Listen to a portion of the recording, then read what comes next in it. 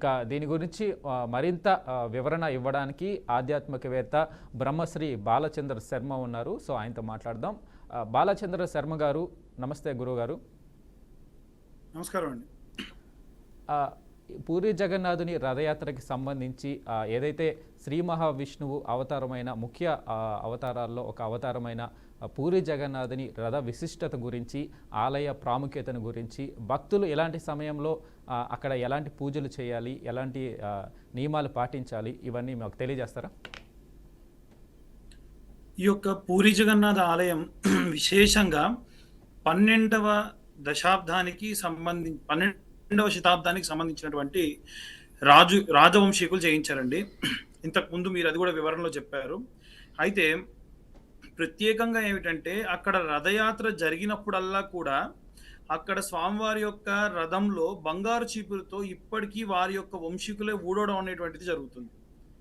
అలాగే ఆ యొక్క రథయాత్రలో విశేషమైనటువంటి సంఘటనలు ఏమిటంటే స్వామివారి యొక్క రథానికి సంబంధించి 16 చక్రములు, అలాగే సుభద్రాదేవికి అంటే ఆయన యొక్క చెల్లెలకి సంబంధించినటువంటి ఆ యొక్క చక్రములు వచ్చేసి 14, అలాగే బలరాముడికి సంబంధించి 12, ఇలా విశేషమైనటువంటి రథం. అందుకే జగన్నాథ రథ చక్రాలు వస్తున్నాయని చెప్పి విశేషంగా మనకి కూడా వివరిస్తూ ఉంటారు. అయితే మీకు ఇంకొక విషయం చెప్పాలండి. మనం ఇప్పటి వరకు ఎన్నో రకాలైనటువంటి ప్రాముఖ్యతతో కూడినటువంటి స్టాంప్ యాడ్ జరిగినాయి ప్రాముఖ్యమైనటువంటి చోట. ఉదాహరణకు చెప్పాలి అని అంటే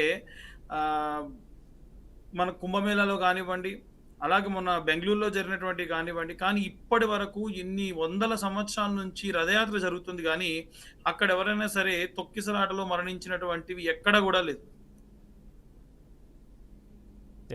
అవును.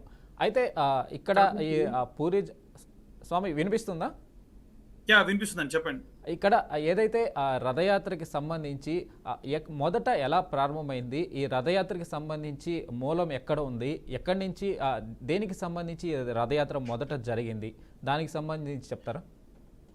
మనకి 12వ శతాబ్దంలో ఆ యొక్క రాజవంశీకులకు సంబంధించినటువంటి ఆయనకి స్వప్నంలోకి వచ్చి నా యొక్క దేవాలయాన్ని నిర్మాణం చేయమని చెప్పి ఆ యొక్క రాజవంశీకులకు చెప్పడము.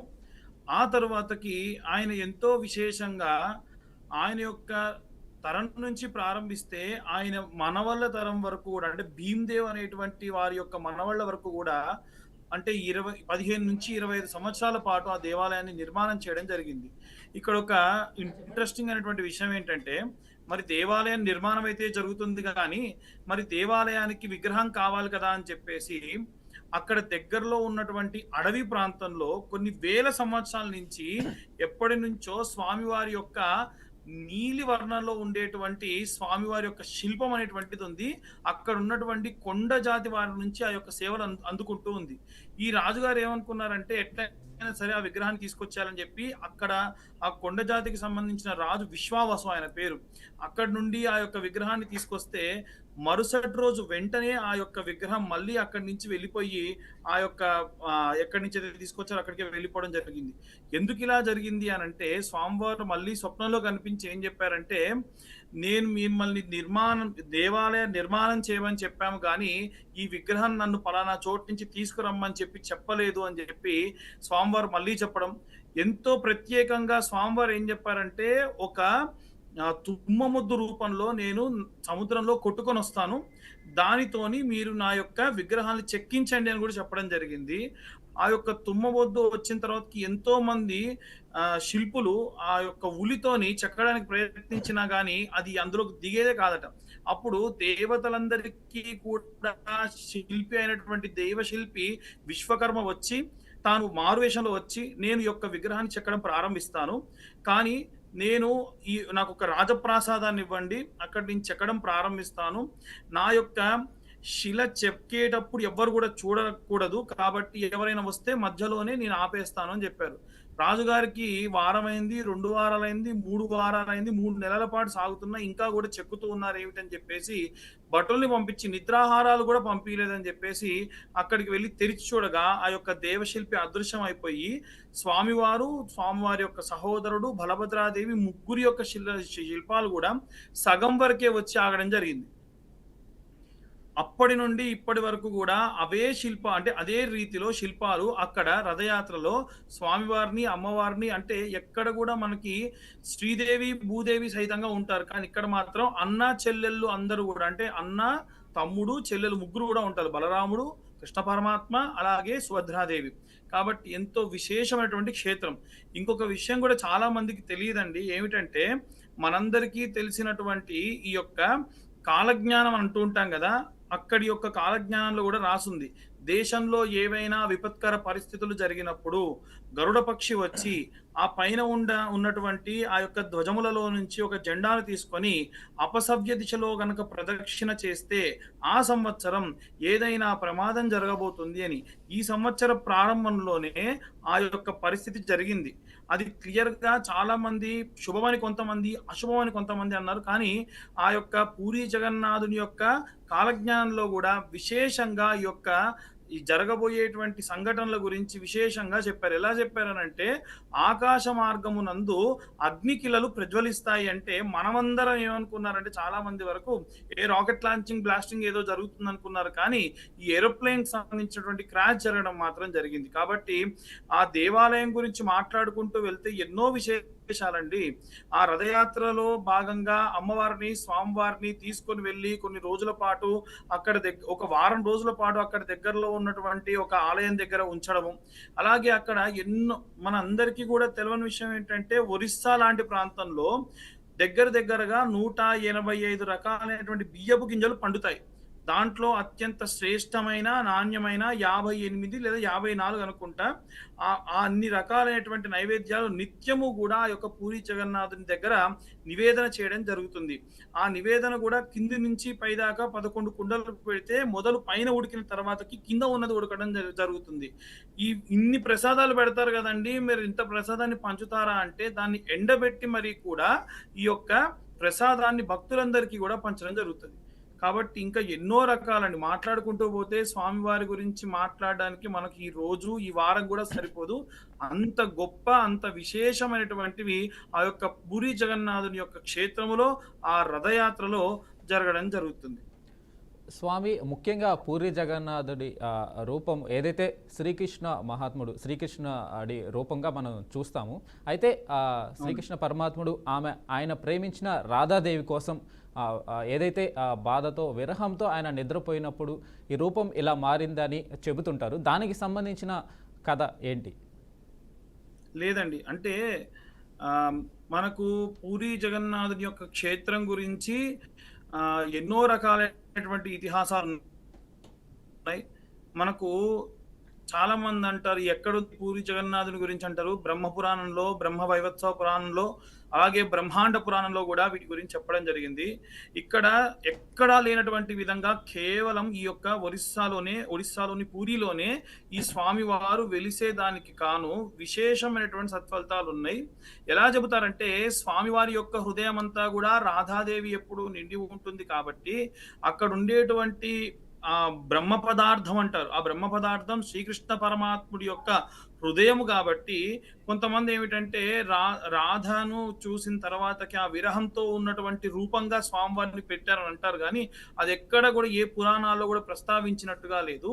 కానీ అక్కడ ఉన్నటువంటి బ్రహ్మ పదార్థం ఏదైతే ఉందో అది పూర్తిగా కూడా స్వామివారి యొక్క హృదయం. అంటే స్వామివారు ఈ శరీరాన్ని చేయించిన తర్వాతకి ఆయన యొక్క హృదయం వరకు మాత్రము తన స్నేహితుడికి దొరికినట్టుగా తాను తీసుకొచ్చి ఇక్కడ పెట్టినట్టుగా చెప్తారు. ఇప్పటికీ కూడా ఈ రథం అంతా కూడా మార్చి నూతన రథాన్ని ప్రారంభించేటప్పుడు అర్చక స్వాములు సైతము కళ్ళకు గంతలు కట్టుకొని ఆ బ్రహ్మ పదార్థాన్ని మారుస్తారు తప్ప ఎట్టి పరిస్థితుల్లో పూర్తిగా చూస్తూ మాత్రం చేయరండి.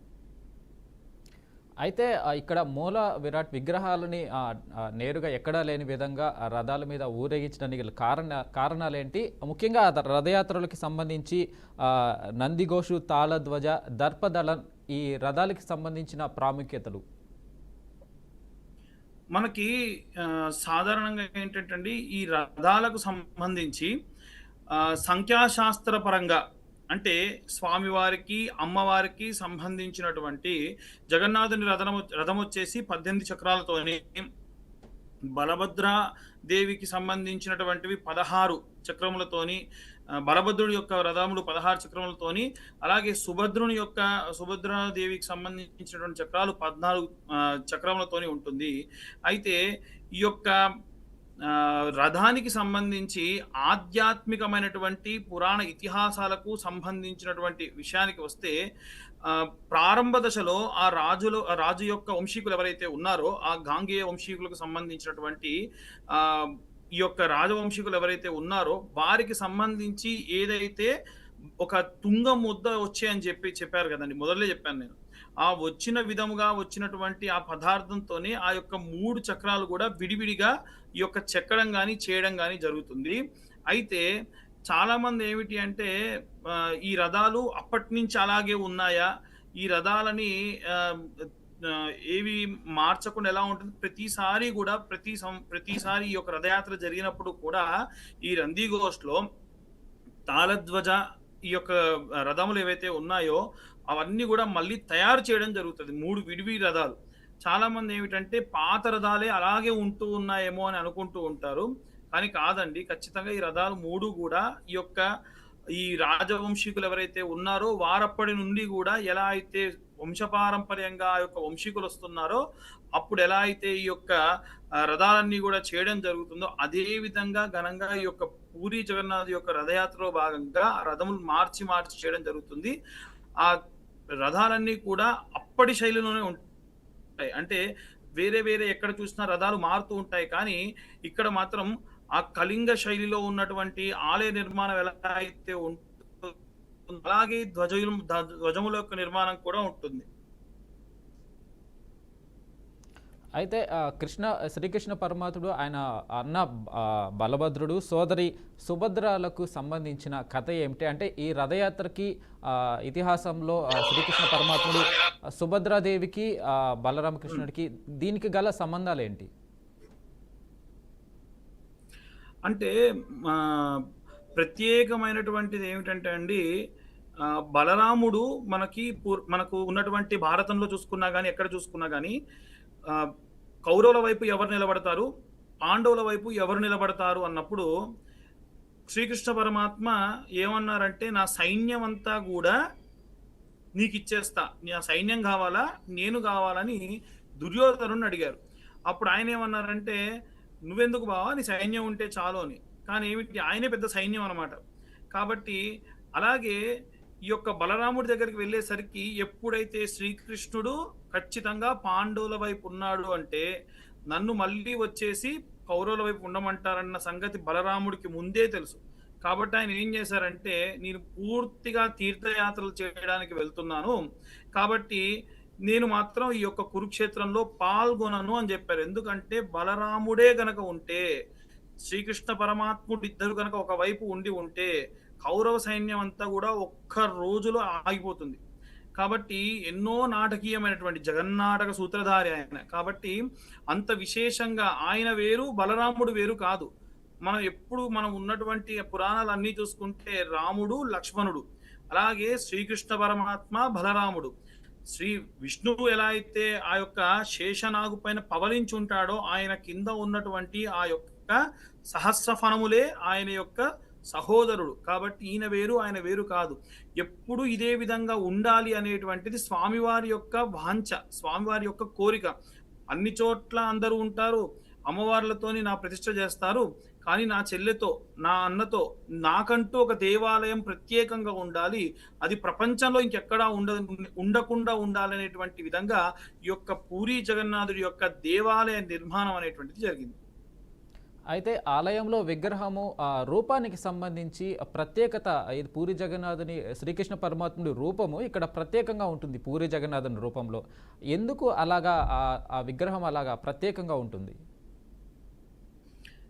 మీకు నేను ముందే చెప్పానండి. ఏంటంటే స్వామివారు అంటే ఆ యొక్క విశ్వకర్మ వచ్చి చెక్కుతున్నప్పుడు ఏదైతే ఉందో ఆయన వాంఛ ఈ దైవశిల్పి ఎలా ఉండాలని మనం సాధారణంగా మనమే భగవంతుడిని ఎలా చూడాలనేటువంటిది మనకొక థాట్ ఉంటుంది. విశ్వకర్మకు అంతకంటే కొన్ని కోట్ల రెట్టింపుగా స్వామివారిని నిర్మాణం చెయ్యాలనేటువంటి థాట్ అనేటువంటిది ఉంది. కాబట్టి ఆయన క్లియర్‌గా చెప్పారు. ఎవ్వరు కూడా చూడకూడదు. ఆ యొక్క స్వామివారి యొక్క శిలను చెక్కేప్పుడు అని. కాబట్టి ఆ చెక్కుతున్నప్పుడు మరొక మనిషి చూడడం వల్ల స్వామివారి యొక్క, అమ్మవారి యొక్క, ఆయన యొక్క సహోదరుడి యొక్క కళ్ళన్నీ కూడా పెద్దగా చేసినట్టుగా ఉంటాయి. అలా ఆ నిర్మాణ శైలిలో ఈ యొక్క కలియుగంలో జరిగేటువంటి విపత్కర పరిస్థితులు ఏవైతే ఉంటాయో వాటన్నిటి గురించి కూడా ఉగ్రంగా చూసినట్టుగా అని కొంతమంది చెబుతూ ఉంటారు. అయితే బాహ్యాలంకరణ అలాగే శిలా సంపదకు సంబంధించి విశేష ఆకర్షణీయంగా ఉంటారు. అంత ఉగ్రంగా చూసినట్టుగా ఉన్న మిగిలిన భాగమంతా చూస్తే అదంతా కూడా ఏంటంటే విపరీతమైన నవ్వుతో కళ్ళు మాత్రమే ఉగ్రంగా చూసినట్టుగా ఉంటాయి. అది పూర్తిగా ఏమిటంటే ఈ యొక్క కలియుగాన్ని కాపాడేటువంటి విధముగా ఉండాలి అనేటువంటిది భగవంతుడి యొక్క లీల. ఎందుకంటే అంతగా ఆయన కోసమని వచ్చి చెక్కుతున్నటువంటి ఆ యొక్క దైవశిల్పి ఆ యొక్క విశ్వకర్మకు ఊహకు మించినటువంటి ఆ యొక్క విగ్రహ రూపాన్ని తీసుకురావడం అనేటువంటిది స్వామివారే స్వయంగా ప్రకటితమైనట్టుగా మనం భావించవచ్చు. అయితే ఇక్కడికి సంబంధించి ఏమైనా ప్రత్యేక ఆచారాలు ఉన్నాయా? అంటే రథయాత్రకి సంబంధించి కావచ్చు, పూజలకు సంబంధించి కావచ్చు, ప్రత్యేకమైన ఆచారాలు పూరి జగన్నాథునికి సంబంధించి? మనకి మనకి దేవాలయానికి ప్రతి నిత్యము అర్చక స్వాములు ఎక్కడైనా సరే అర్చక స్వాములు ఒక 45 అడుగులు 65 అడుగుల ఎత్తున్నటువంటి ఆ యొక్క దేవాలయాల పైకి ఎక్కడం అనేటిది ఉండదండి. కానీ ఇక్కడ ఏమిటంటే బ్రాహ్మణులే ఆ యొక్క దేవాలయం పై వరకు వెళ్ళి ప్రతి నిత్యము కూడా ఆ స్వామివారి యొక్క పతాకాన్ని మారుస్తారు.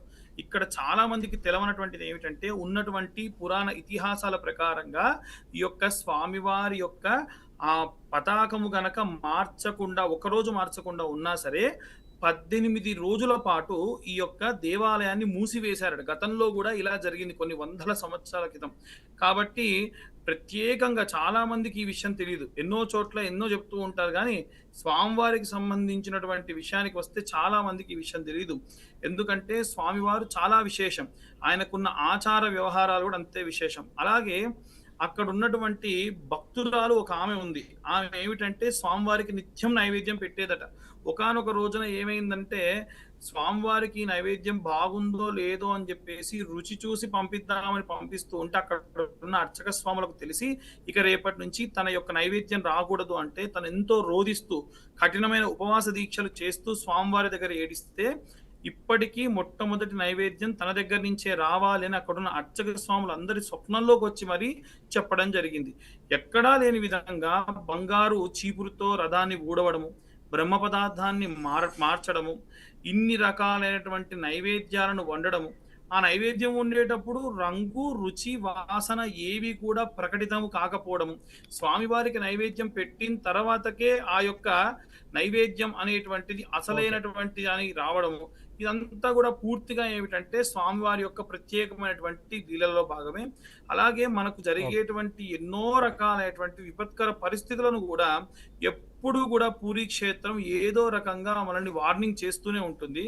కాబట్టి మనందరికీ చెప్పాలనంటే పూరీ జగన్నాథుడి యొక్క క్షేత్రం ఏంటంటే ఒక ఆపద్బాంధవుడిలా స్వామివారు అక్కడ నిల్చొని కాపాడుతూ ఉన్నారు అనేటువంటిది విశేషంగా చెప్పొచ్చు.